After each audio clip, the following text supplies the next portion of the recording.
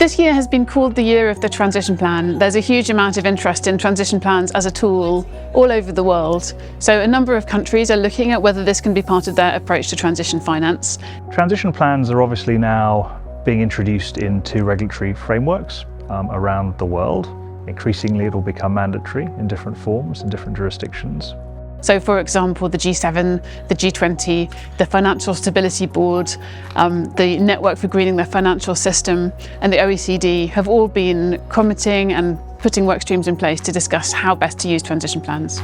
We expect the FCA to update its reporting requirements to strengthen those around transition plans. There's also a really strong signal from the government.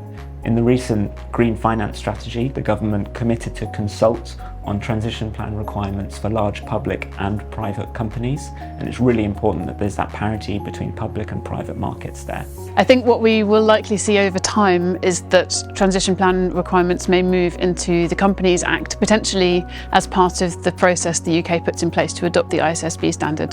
The TPT has created a framework and created implementation guidance that are sector neutral, that aren't dependent on any particular jurisdiction. We've also ensured that the architecture of the TPT framework is a fit with the shape of the GFANS framework. We have the same disclosure elements, so firms that are already familiar with that framework and using it should find the TPT entirely compatible.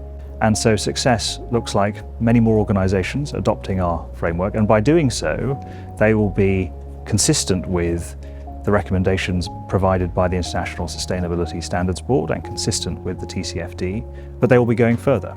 They will be endorsing, promoting best practice and being part of helping to shape the future of best practice.